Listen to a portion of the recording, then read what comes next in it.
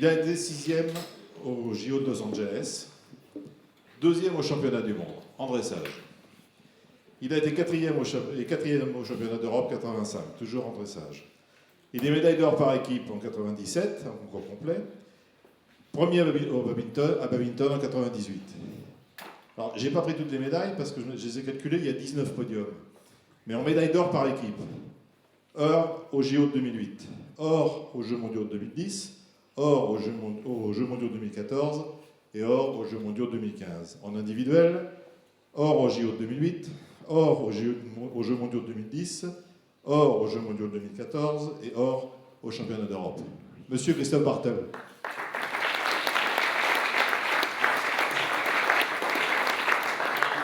Merci beaucoup Jean-Michel. Maintenant j'ai très de peur parce que après cette introduction serait très difficile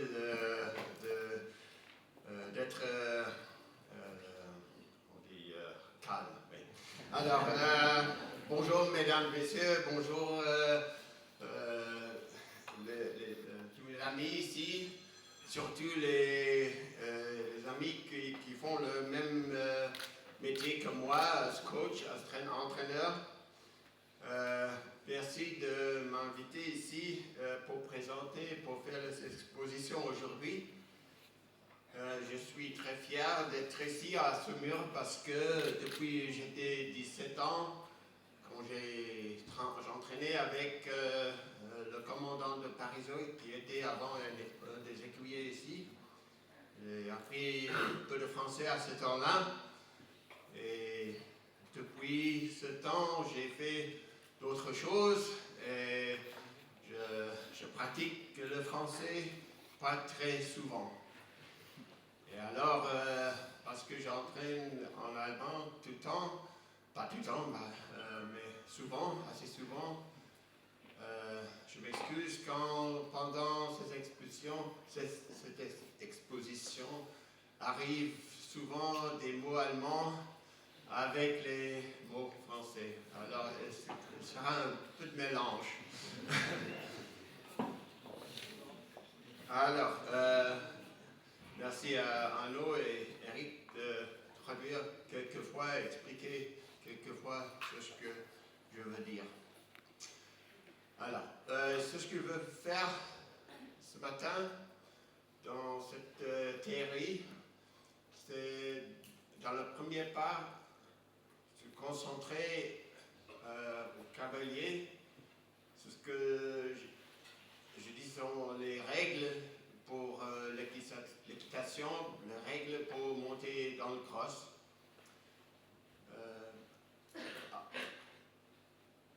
Entraîneur, c'est plus simple pour un entraîneur d'avoir des règles, d'avoir un système, parce que si on peut faire le travail plus simple, si on peut expliquer aux cavaliers assez simple que sont les très importantes règles à essayer de suivre, ça fait pour l'entraîner aussi pour le cavalier le métier, voilà,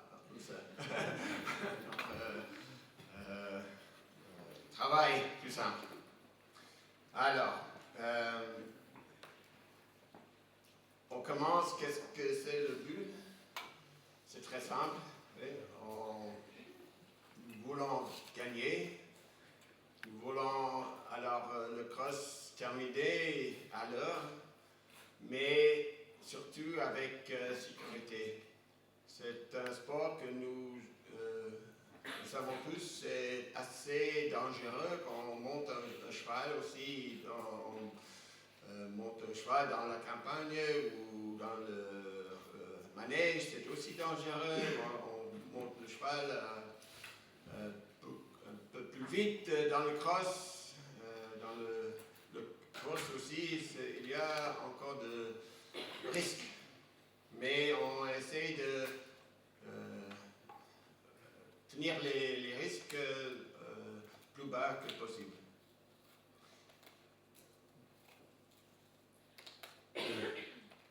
Alors, qu'est-ce que c'est que le système pour monter les obstacles de crosse?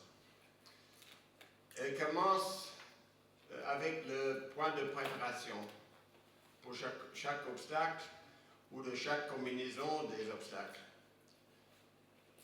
Il y a 4 éléments. Il y a le tempo, je dis auf Deutsch tempo, en anglais le speed, en français on dit ici vitesse. Et pendant cette phase, on essaie d'être suffisamment aérodynamique pour laisser le cheval galoper. Notre langage corporel explique quelque chose à notre chevaux. Pendant la première part de cette point de préparation, on doit ralentir. Oui? Ralentir avec une voiture, ça veut dire on prend le pied de gaz. Oui? Et puis, la deuxième chose à faire, c'est de contrôler la longueur des foulées. Dans la voiture, on utilise les vitesses pour ralentir et pas seulement le frein. Pour chaque obstacle, il y a un degré de rassembler qu'on a besoin d'avoir. Et ça dépend, oui, combien serré être le tour après ou avant. Qu'est-ce que c'est que la construction des obstacles et beaucoup de choses. On retourne à ce sujet un peu plus tard. L'équilibre du cheval est très important. Ce n'est pas suffisant de ralentir, ce n'est pas suffisant de faire les galops foulés un peu plus courts. On doit aussi essayer d'avoir l'équilibre du cheval. En anglais, on dit uphill. Auf Deutsch, on dit bergauf. J'ai essayé avec Eric de traduire en français. Il me dit qu'il n'y a pas un mot d'équitation pour uphill. Alors, ça veut dire l'arrière-main en dessous du cheval, que le cheval regarde en haut où il va sauter. Et c'est très important que le nez du cheval reste avant la verticale. Et le quatrième point de préparation, j'ai dit ici, c'est ligne, mais c'est pas chaque fois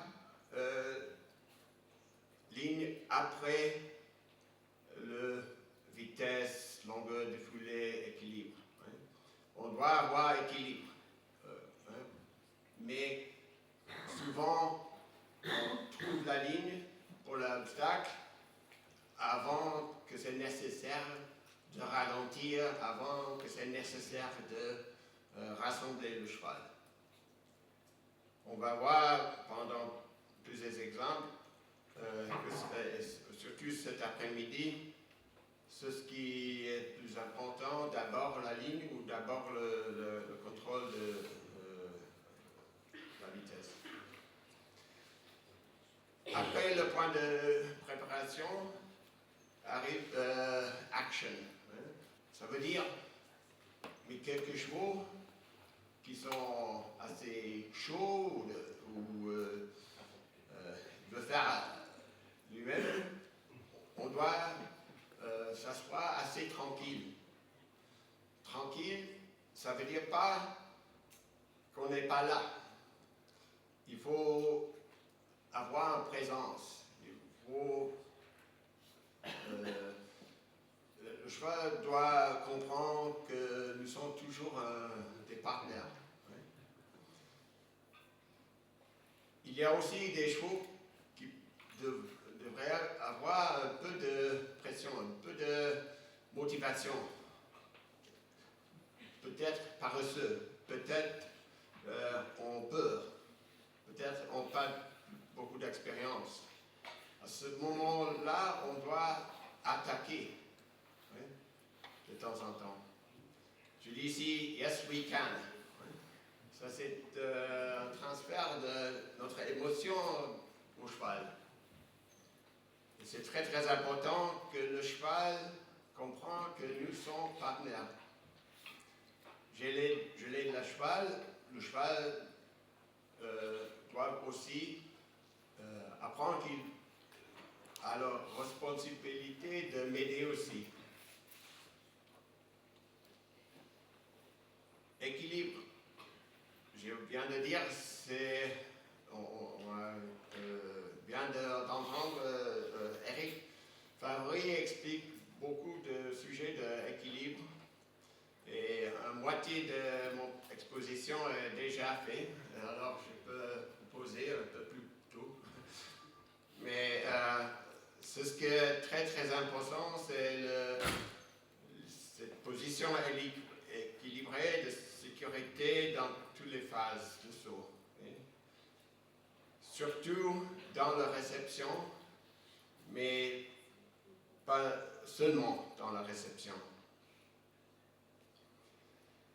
Et après, dans le saut, on doit avoir cette sécurité. On doit considérer toujours qu'est-ce que peut passer. Je dis ici what if. Il y a beaucoup de what if scénarios qu'on peut imaginer. Et c'est très important d'être préparé, d'avoir un plan A, plan B, plan C, plan D. Et ça veut dire anticipation sur ce que peut passer. Alors, quelquefois, quelque chose passé que c'est surpris. Alors, c'est nécessaire d'avoir un oh-shit position quand quelque chose passe qui n'est pas ce qu'on va avoir. Je vais expliquer plus tard ce que veut dire avec cette phrase siège 24. Alors, nous retournons sur les 5 positions. Nous avons l'assiette pour entre les obstacles. On veut galoper assez vite, comme les jockeys dans le cross. Et puis, on a la première part du le point de préparation, l'assiette de contrôle et de préparation. Et après ça, contact avec la selle. Et puis l'assiette de réception. On voit que pendant la préparation, il n'y a pas de contact avec la selle. Ça, c'est très important. C'est seulement au point où on doit avoir un impact, oui, au contact avec le cheval pour dire quelque chose, on doit s'asseoir. Et maintenant, j'explique que ça veut dire que le siège 24, j'ai souvent volé avec Ryanair. Maintenant, ils sont un peu plus amicables qu'il était avant. Avant, on doit fight se battre. Oui, pour un assiette dans l'avion. Ils ont toujours bloqué le premier 6 ou 8 rows, sièges. Alors, on doit toujours s'asseoir plus en arrière dans l'avion. Il y a une raison pourquoi le pilote veut que nous s'asseoir plus en arrière. Ça, c'est pourquoi parce qu'il veut avoir plus de poids derrière le point de centre de gravité de l'avion. Et c'est la même chose pour nous.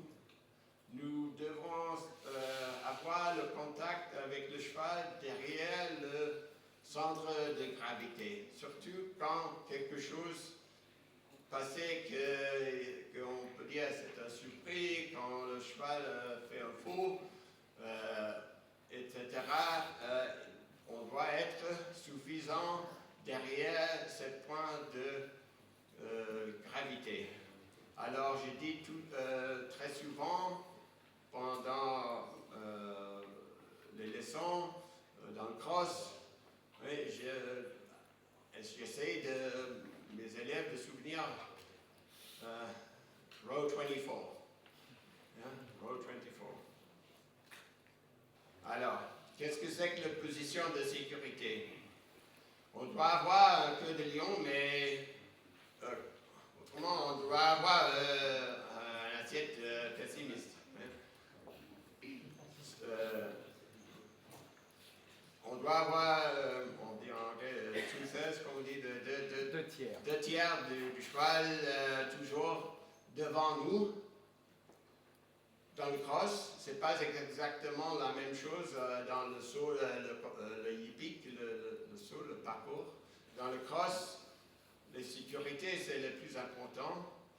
Et pendant le saut, pour le saut d'obstacle, on essaie de rester un peu plus au-dessous du point dans le centre de gravité du cheval. Il y a un gros effet de la longueur des étriers. On voit souvent des gens qui serraient les genoux pour être pour un sens de sécurité. Et alors la jambe en bas, le bas-jambe, vient en arrière et le genou devient le pivote pour le corps du cavalier. On doit essayer de ne pas serrer les genoux. Et pour faire ça, c'est mieux d'avoir les étriers assez courts. Je regarde toujours les photos que mes élèves m'envoient pour regarder où est le bas de jambe. Est-ce que le genou est derrière la pointe du pied? Très important. À chaque phase, non pas chaque phase du saut, mais surtout au-dessous de l'obstacle et dans la réception. On voit ici une fille qui monte assez bien. Elle suit à peu près tous les règles. Elle a les mains en dessous des yeux. Elle a c'est intéressant de regarder ici. Je peux peut-être démontrer ici. C'est pour moi très important qu'on a le pied suffisamment dans l'étrier pour être stable, surtout dans le cross. Beaucoup des élèves montent avec que le point du pied dans l'étrier. Et dans le cross, je pense que ça on produit un peu d'instabilité. L'autre chose qu'on voit ici, elle a ce moment de saut que le point du pied est presque en dessous du genou. Alors, maintenant on regarde les fautes. Et à ce moment-là, le cheval est content. Mais si le cheval fait un faux, si le cheval perd l'équilibre dans la réception, elle ne peut pas aider le cheval de le récupérer. On doit aussi, pendant la réception, voir que le bas de jambe reste parallèle avec l'antérieur du cheval et que les mains restent en dessous les yeux. On voit ici avec ce jeune, il serrait un peu les genoux pour moi, mais le selle avec le jambe intérieure du cheval. Les mains sont presque en dessous des yeux. Et il n'y a pas trop de contact avec la selle. Le poids est dans les étriers. Et maintenant, on voit forcément le faute de cette cavalière, le bas de jambe, trop de poids avant le centre de gravité du cheval. C'est une situation, une position que pas très sauf. Chris, tu dis que la longueur des étriers est quelque chose de très important par rapport à la gestion de l'équilibre. On a souvent des élèves qui ne savent pas si la longueur de leurs étriers est bonne. Quelles sensations doivent-ils rechercher pour gérer ce problème eux-mêmes? Oui. Qu'est-ce que je dois ressentir lorsque mes étriers sont de bonne longueur? C'est une très bonne question. Je reçois cette question souvent pendant les leçons. Et souvent les élèves me posent des questions. Est-ce que mes étriers sont courts, suffisamment courts? Et je dis toujours, ça je ne peux pas dire jusqu'à je commence à galoper. Hein? On peut, oui, à peu près un avis donné, mais que c'est que dans le galop qu'on peut dire est-ce que les étriers sont assez courts. Et ça dépend un peu aussi le cheval qu'on monte. Hein? On va voir plus tard pendant l'exposition toutes les possibilités qu'on peut dire. Mais on va voir qu'on doit avoir, comme nous vient de voir avec William Fox-Pitt, il monte avec les étriers assez courts. Hein. Plus de cavaliers montent avec les étriers beaucoup plus longs que William. William a un fémur assez long, c'est vraiment un avantage. Mais aussi les cavaliers qui ne sont pas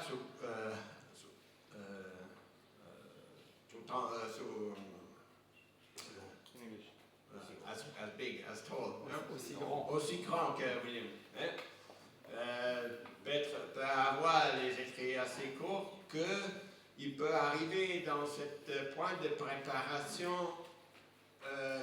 avec le centre de gravité derrière le centre de gravité du cheval, qui peut arriver dans cette row 24, assiette 24, qui peut utiliser l'assiette, on va voir en une seconde, pour arriver à ce point de préparation de surtout le rassembler, on peut dire, du cheval, hein, sans de s'asseoir dans la selle. Hein. Maintenant, j'ai une photo de Sandra qui est ce que je veux voir. Ça veut dire elle est tout à fait droite. Oui. Dans la première photo, elle regarde un peu à gauche. Elle n'était pas tout à fait en équilibre. Mais le jour que mes cavaliers ne font pas des fautes, je n'ai pas plus un rôle entraîneur. Alors, que je peux regarder quelque chose et avec elle l'expliquer un prochain jour, ça me donne un peu de plaisir. Non, mais le posture et l'équilibre du cheval est très très important. Et aussi les yeux, le regard que Eric a expliqué. Le rôle de notre regard est très très important. L'équilibre libre, c'est dynamique. Donc, on peut avoir l'équilibre statique, oui, ça c'est assez simple, mais d'avoir un équilibre dans le mouvement, dans la vitesse, ça c'est plus difficile. Et nous venons d'entendre ce que Eric a expliqué, tous les éléments doivent venir ensemble pour être dans l'équilibre. Et un moitié ou plus de moitié, c'est l'anticipation de ce qui vient. Alors, nous retournons à ce point où Arnaud a posé la question. On utilise la jambe pour maintenir l'équilibre, pour utiliser un levier pour prendre le cheval en équilibre, pour assister d'engager les jambes postérieures du cheval, qui assistent le cheval à être dans l'équilibre. Et on utilise le haut du corps et de l'assiette avec on dit en anglais le core muscles. Le core muscles, ça veut dire les muscles abdominaux, les fessiers et enfin aussi les quadriceps, les muscles du fémur, pour contrôler la vitesse et le long des foulées. Et ça veut dire qu'on doit être fit pour le sport. Et quand on s'assoit tout le temps, on n'est pas fit. C'est comme ça.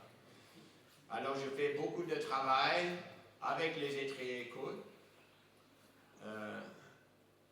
Je recommande pendant l'hiver, on voit beaucoup de cavaliers qui montent le chevaux après le bureau ou enfin un peu paresseux, ils s'assoient tout le temps et ils font le trop élevé peut-être, mais avec les étriers très longs.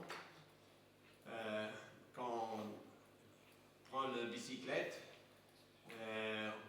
on fait la siège un peu haut, alors on ne doit pas travailler aussi fort qu'on a l'assiette assez en bas. Alors je recommande toujours qu'on peut faire du travail comme nous venons de regarder comme ce jockey avec les étriers très très courts. On peut être beaucoup plus fit pour le sport. Ça ne veut pas dire qu'on doit monter le cross avec les étriers aussi courts que le jockey. Parce qu'on doit diriger aussi et non pas avoir le cheval en équilibre. Et le troisième point que je dis ici, le pont avec les rênes. Ça c'est pour moi, très important de développer la possibilité pour le cavalier de tenir les rênes avec les mains basses. Et le pont, on peut dire un double ou un single. Simple, oui, un simple. Pont pour le cross, un double pour le dressage, un double pour le course, mais un simple pour le cross. Je dis un double pont pour le jumping aussi, oui, le saut d'obstacle, elle insiste aussi d'avoir le pont simple. Je viens de dire aussi pour le dressage, le pont double assiste à tenir les mains ensemble et en place, qu'on ne tire pas au bouche du cheval. C'est pas avec le cross, mais ça assiste, surtout avec les jeunes chevaux, à stabiliser le contact avec la bouche du cheval. J'ai une petite question. Ouais. Tu disais qu'en réception, il fallait allonger un petit peu les rênes. Oui. Est-ce que ça ne risque pas de créer un problème de contrôle derrière. Un point de perdu le contrôle. Oui, si les rênes rallongent un petit peu. Oui, on va voir, ça c'est une raison pourquoi je parle très souvent de ce pont avec les rênes. Parce que quand on commence avec un pont simple, on peut très vite, dans le prochain galop foulé, les rênes encore raccourcir. Hein? Alors, d'avoir la possibilité de laisser les rênes plus longues et puis de la prochaine galopée, foulée, les rênes encore plus courtes. Ça c'est l'art. Ça c'est ce que nous devons pratiquer. Hein? Et on va voir un peu plus tard ce que je fais à la maison pour améliorer, pour expliquer aux cavaliers comment on doit faire ça. Hein? Mais souvent on voit des cavaliers qui montent avec les rênes individuelles et on peut laisser les rênes pendant le saut parce qu'ils ont peur d'avoir pas de contrôle aux réceptions et après la réception. Qu'est-ce que je veux dire avec ne pas pagailler? J'ai appris pagailler hier. Don't row the boat. Je dis en anglais. Hein? Le cheval peut comprendre oui, non, oui, non, oui, non. Hein? Alors, on n'est pas à ce point-là assez conséquent. Et pourquoi est-ce qu'elle fait ça? Parce que les étriers sont trop longs. Alors, elle tire avec les armes, avec les bras, pardon. Elle tire avec les bras et n'emploie pas les muscles de fesses, l'abdominaux et les quadriceps. Je ne parle pas trop du sujet de mort et ajustage. Simplement, on va dire que le mort, c'est certainement un assistant. Nous ne pourrons pas faire le cross avec pas de mort. On peut faire le concours hippique, le saut, peut-être avec un hackamore. Il y a quelques cavaliers qui montent le cross avec une combinaison de hackamore et mort. Dans mon avis, on doit souvenir que le cheval est comme nous. Il sent, on dit pain, la douleur. Et il a la même réaction que nous. Quand on a douleur, on fait les yeux fermés, hein, et on fait les muscles fesses, et ça bloque toute notre réaction, notre réflexe. Alors, je veux avoir, pendant l'entraînement, un cheval qui accepte, qui comprend le mort et le contact entre la bouche et nos mains. Et c'est la même dans le dressage que dans le cross, c'est le même cross que dans le dressage. Alors, le contact avec la bouche du cheval, comment on d'abord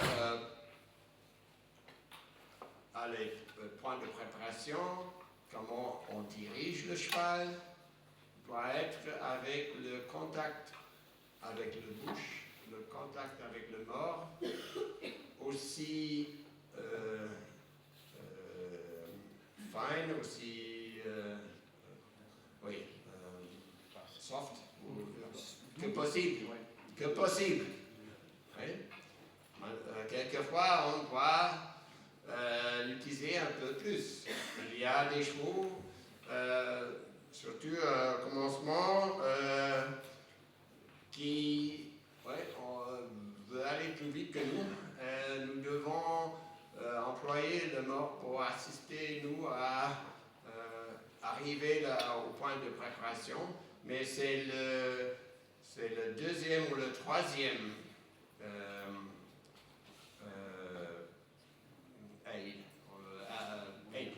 aide. Le premier, c'est le langage corporel. Le deuxième, c'est notre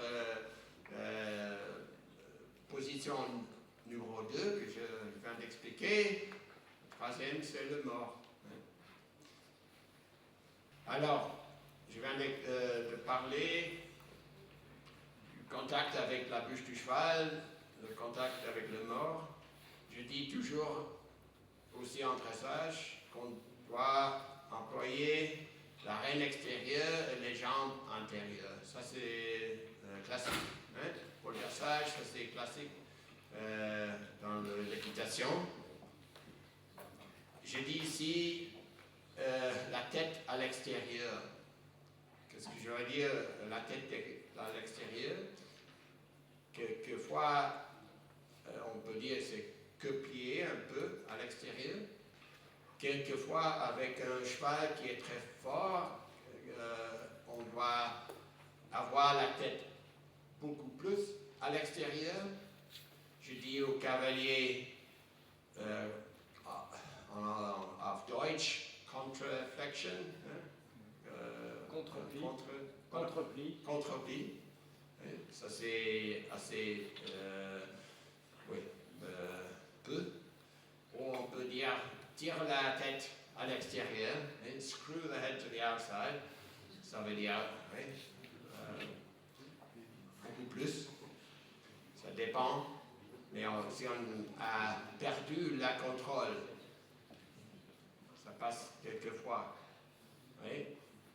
Aussi avec les chevaux de Corse. On doit tirer avec la reine extérieure, essayer d'avoir la tête à l'extérieur.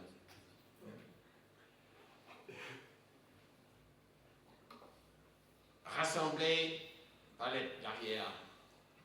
Alors on emploie la jambe intérieure, d'abord pour garder le cheval droit et aussi pour avoir l'arrière-main en dessous du cheval. On ne doit pas que juste tirer, mais on doit utiliser les vitesses et pas seulement le frein.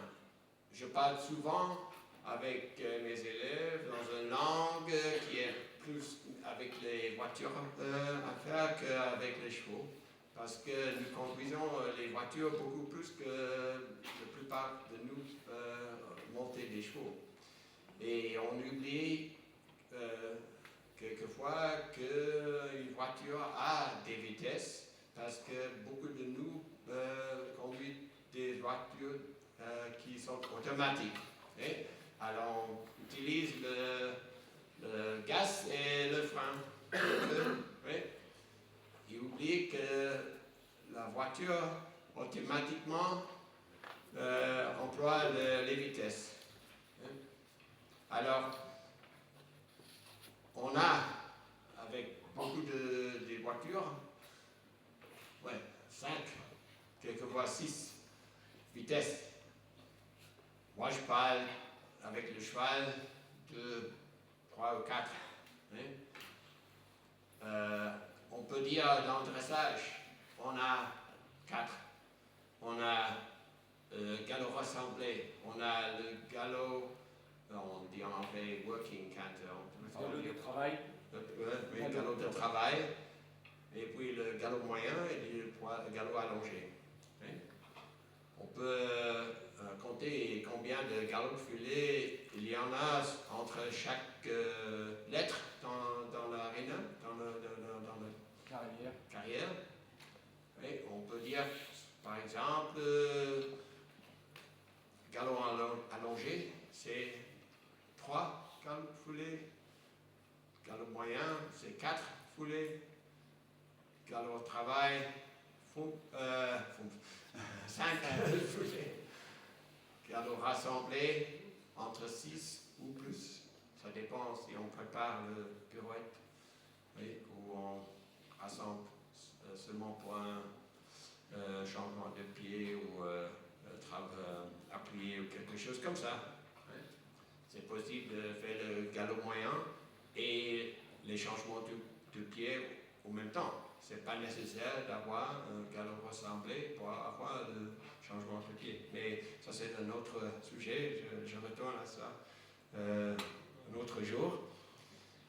Alors, utiliser les vitesses et pas seulement le frein. Et emmener le cheval à cet équilibre et se porter tout seul. On essaie dans le travail, dans l'entraînement des chevaux pour le cross, d'avoir un cheval qui se porte tout seul. Et aussi dans le dressage, c'est un principe de dressage, on arrive à un cheval qui s'apporte tout seul. Je dois retourner à ce point ici, garder le chanfrein. Je viens de dire le nez du cheval en avant. Et le chanfrein, j'ai appris hier, oui, c'est le face du cheval en avant de la verticale. Il y a oui, assez beaucoup de chevaux maintenant qui sont élevés de saut, de dressage avec une encolure et la tendance d'être toujours en place, d'être souvent derrière la verticale.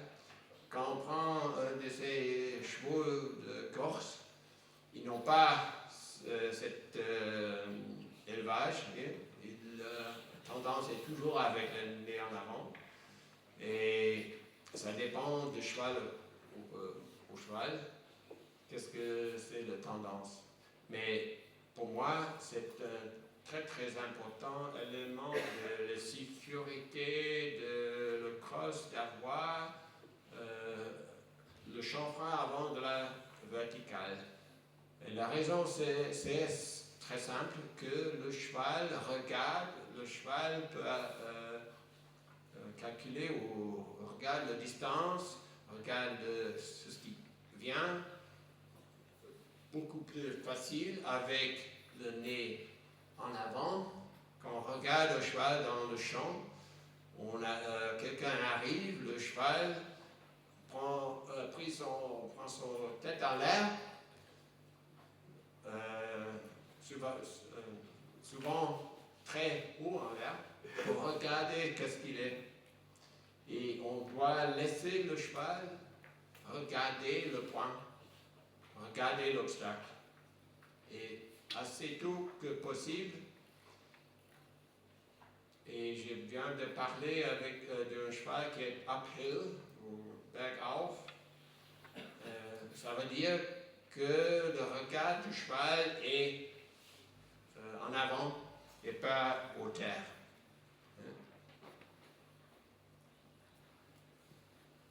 J'ai une petite question encore. Quand tu utilises l'image du frein moteur de la voiture pour évoquer le rassemblé, avec des élèves, en termes de consignes, comment est-ce que ça se traduit? Comment on va pouvoir expliquer à un élève comment on fait pour rassembler le cheval selon le principe du frein moteur de la voiture? Ouais. Merci, j'ai une bouteille ici. Enfin, ça vient aussi de notre travail avec le dressage pour comprendre comment lentement entraîne un cheval d'avoir un galop rassemblé, suffisamment rassemblé. Comment on emploie les jambes, comment on emploie les muscles des fesses et abdominaux et tout ça. Est-ce que ça, c'est que tu demandes ou c'est autre chose? Ce que je veux te demander, c'est que l'image du frein moteur de la voiture est parlante. Le frein, c'est les rênes, on tire aux bouches du cheval. Oui. Mais l'élève, que lui dire? Comment ça marche? Qu'est-ce qu'il doit faire? Oui. Alors, aussi important d'expliquer, je peut-être vais l'expliquer dans la prochaine,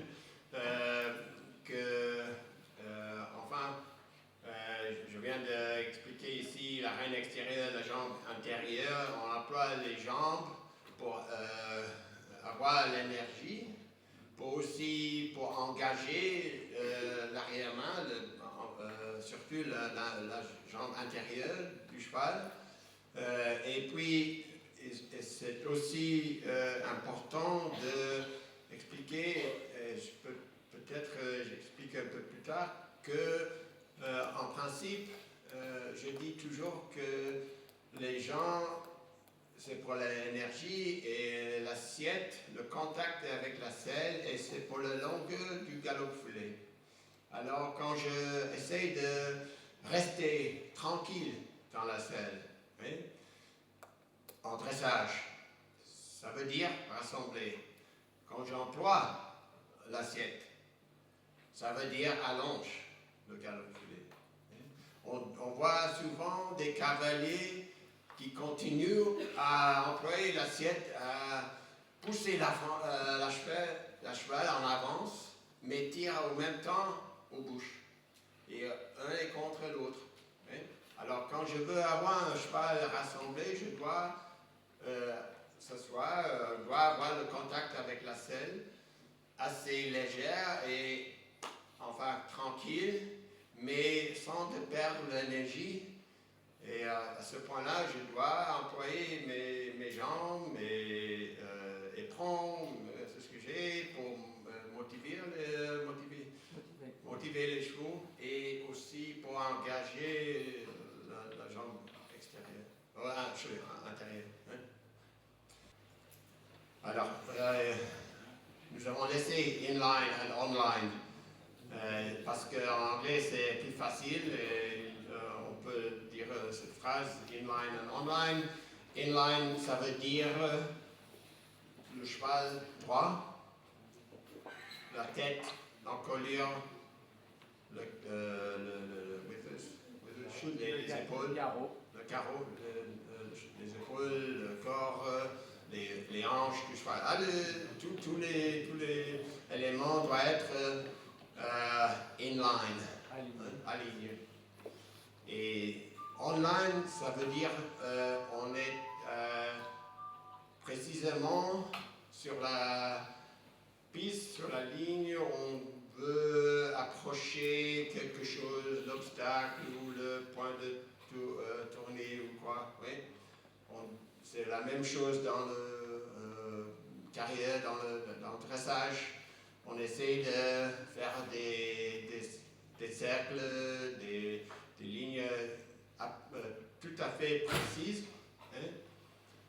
Et quand je regarde la carrière, après un leçon, je veux voir que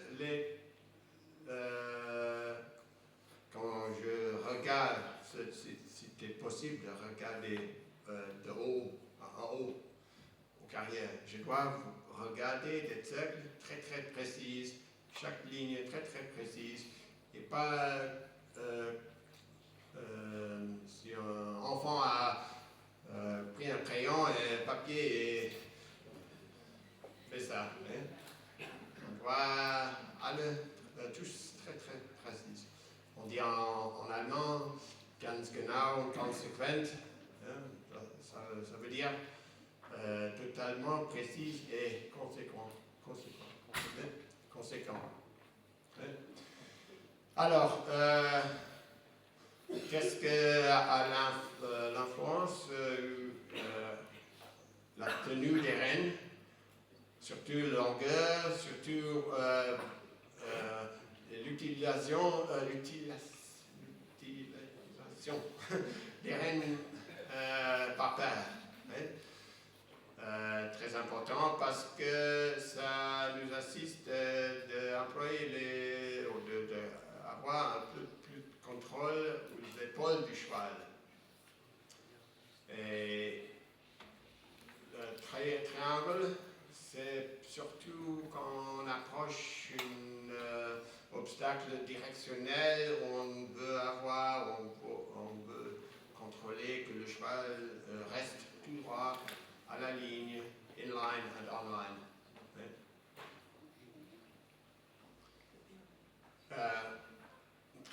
Très important, le centrage sur la rectitude, ça veut dire le cavalier doit rester tout droit.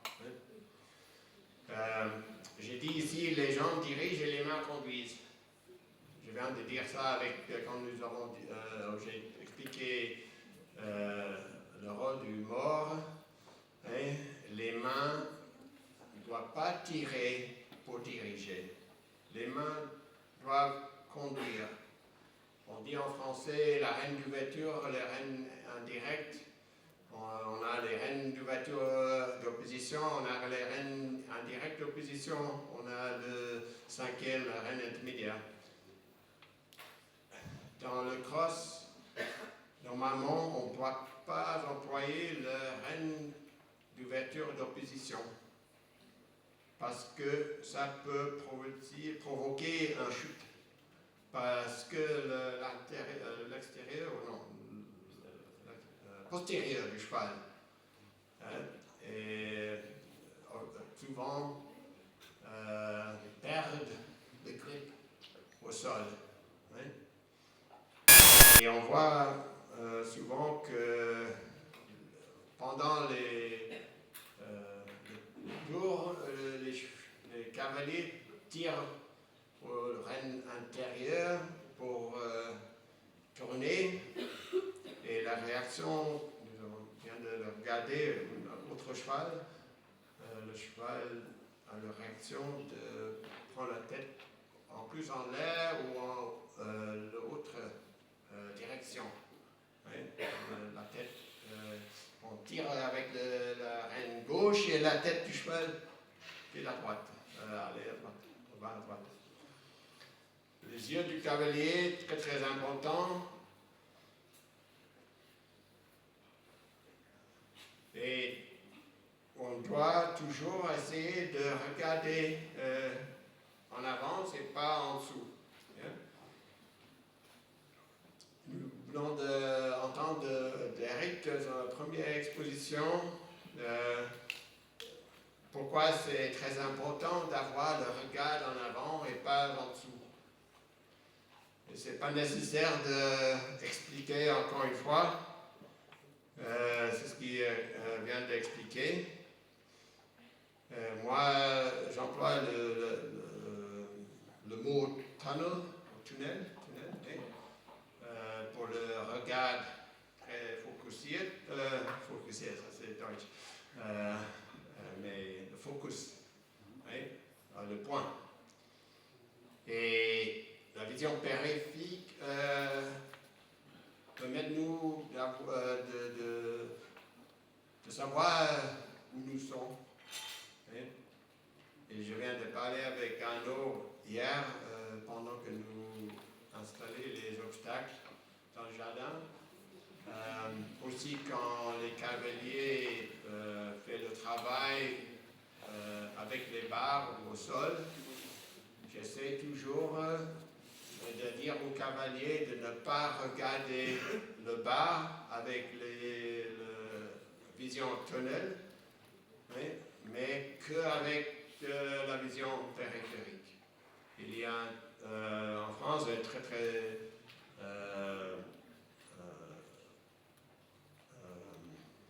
connu entraîneur, Michel Robert, beaucoup de succès. Il parle toujours d'une vision périphérique, je pense. Et c'était pour moi très utile au commencement de mon travail avec les Allemands, de démontrer des vidéos de Michel Robert et comment il saute, comment il emploie les yeux. Alors, ce n'est pas nouveau pour les Français. On voit ça certainement tout le temps avec Michael Young. Je dis souvent qu'il a les yeux comme laser. Il y a laser beam. Ah, comme un laser. Un laser. Il regarde toujours en avant, il dit jamais en dessous. Il ne fait pas d'abord la réception et puis regarde. Et regarde pendant la réception où il va.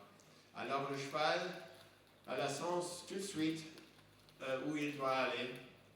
Et comme ça, on peut monter avec plus de confiance. D'abord, où est l'obstacle? Où est l'obstacle? Deuxième, où est la ligne pour l'obstacle?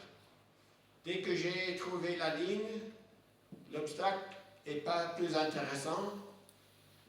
Ce qui est intéressant, c'est le prochain obstacle, la prochaine but. Mais quand on explique ça à un élève, est-ce que ça risque pas de lui poser des problèmes quant à la distance vis-à-vis de l'obstacle? Est-ce qu'il ne faut pas tout le talent d'un Michael Young ou autre pour se détacher de l'obstacle et avoir une bonne distance quand même? Bonne question. Pour moi, on apprend beaucoup de choses quand on fait défaut. Oui? Alors, il faut essayer quelque chose, on fait défaut et lentement, on devient mieux. Alors, je dis à mes élèves, essayez de ne pas regarder, essayez d'employer la vision périphérique pour pas faire défaut de distance, autant qu'on regarde où on va. Il n'y a pas un point qu'on peut dire à un élève, maintenant, tu as suffisamment d'expérience, tu dois maintenant pas d'obstacle regarder. Parce que ça serait trop de change à ce moment-là. Alors quand on peut commencer aussi avec les débutants, avec les cavaletti, avec les bas, de ne concentrer pas au bas. Oui. Je parle jamais pendant, non, presque jamais, avec les cavaliers. Combien de galops foulés il y en a entre les éléments de combinaison. Oui. Nous allons voir cet après-midi. J'ai une idée à peu près combien de galops foulés seraient entre les obstacles. Mais pendant les exercices cet après-midi, je ne vais jamais dire au cavalier combien de galops foulés il sera entre les combinaisons. Oui. Je vois en avance que ce que j'ai imaginé. Oui. Mais il ne faut pas avoir une distance dans la tête avant d'approcher. Il vaut donc mieux avoir un cavalier qui regarde loin, quitte à être un peu imprécis sur la distance, que l'inverse. Oui, exactement. Et comme ça, on utilise la cinquième position. Oh shit. Oui. On doit aussi... on ne peut pas seulement dans les épreuves l'utiliser et le pratiquer. Mais on doit le pratiquer aussi à la maison. Alors comme ça, on arrive lentement, très très vite avec le réflexe comme William Fox Pitt. Il fait presque chaque semaine dans une épreuve. Son O'Shit position. J'ai beaucoup de vidéos de William O'Shit. Mais ça ne veut pas dire qu'il n'y a pas un sens pour la distance. C'est que ça passe quelquefois. Alors, l'encolure est la cinquième jambe du cheval.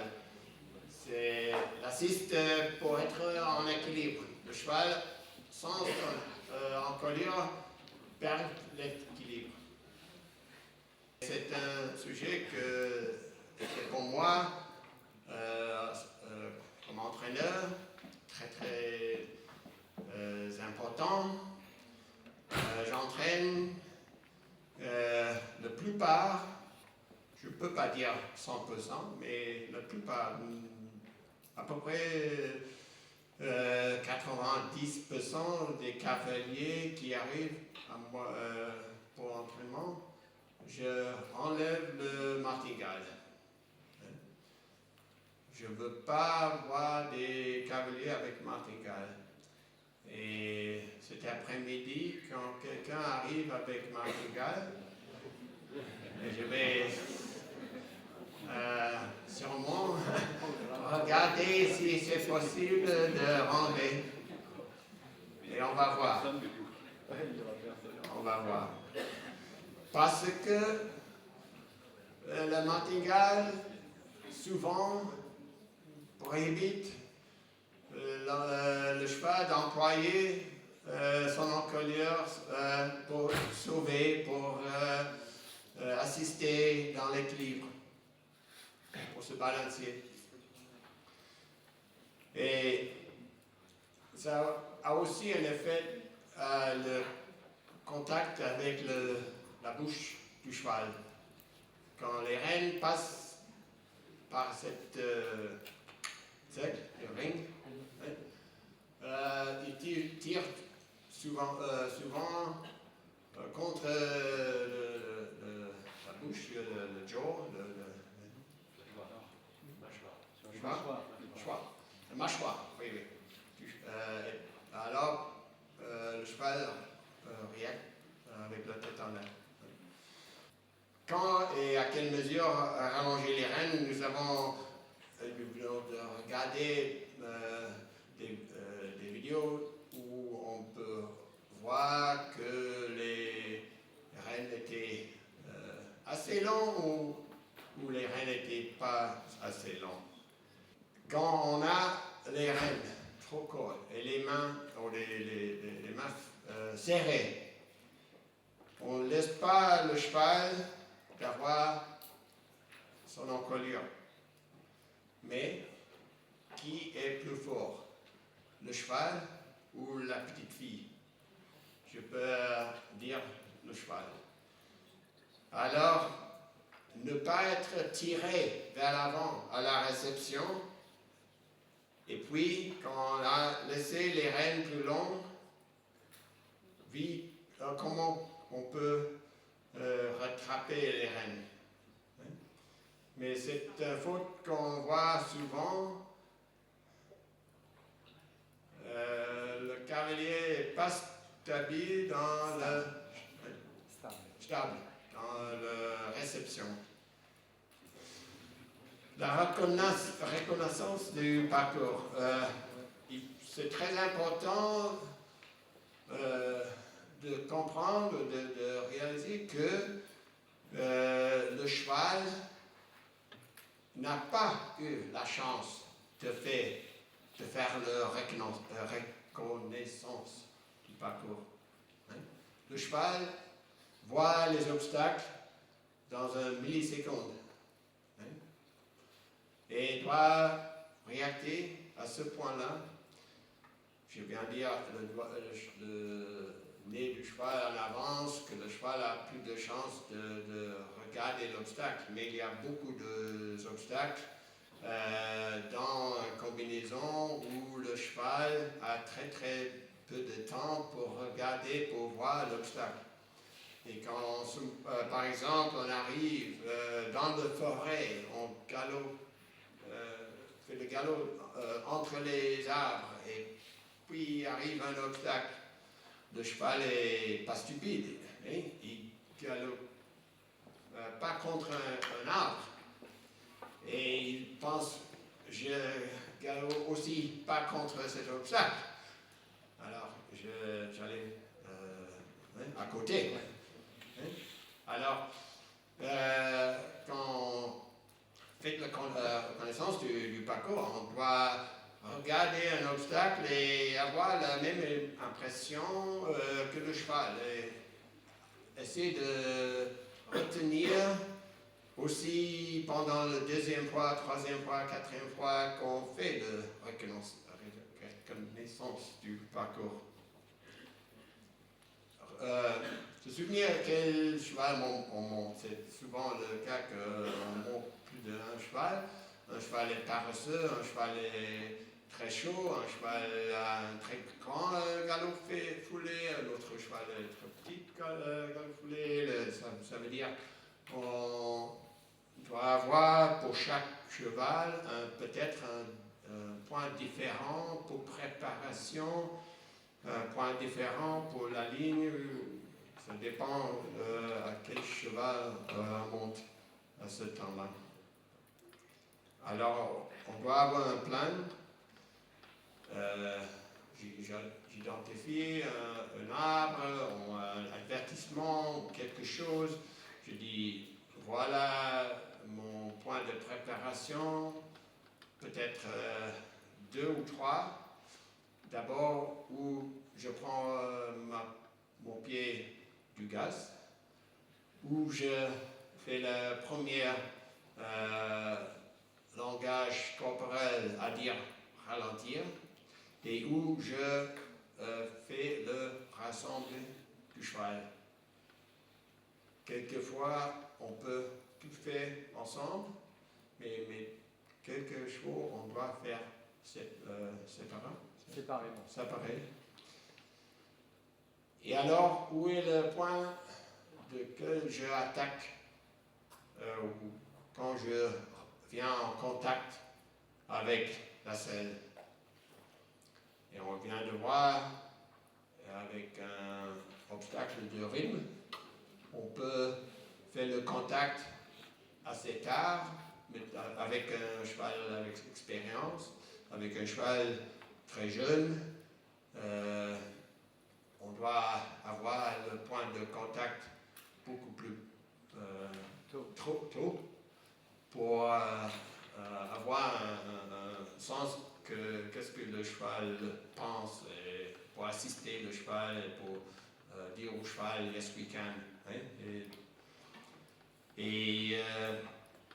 Enfin, on doit aussi essayer de prendre compte tous les scénarios. Je dis what if, plus de scénarios qu'on peut imaginer, c'est mieux.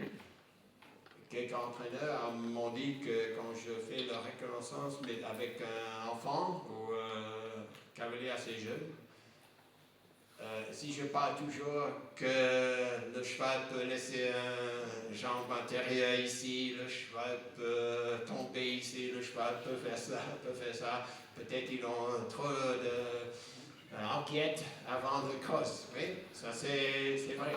On doit, comme entraîneur, comprendre quelques élèves. On a à ce point-là, jusque j'ai dit qu'on doit se souvenir quel cheval on monte. Hein?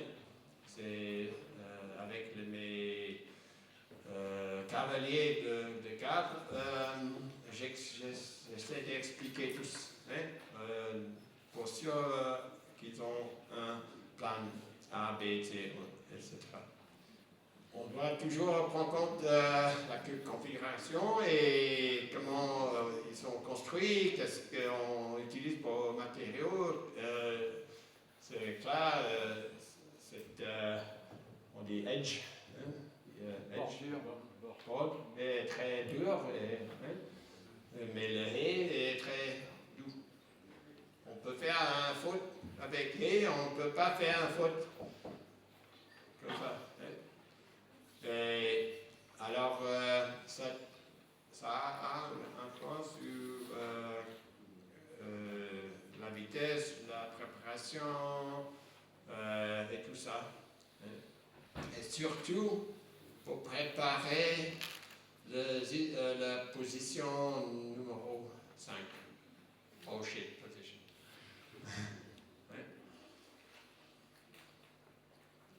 End of slideshow. Click to exit.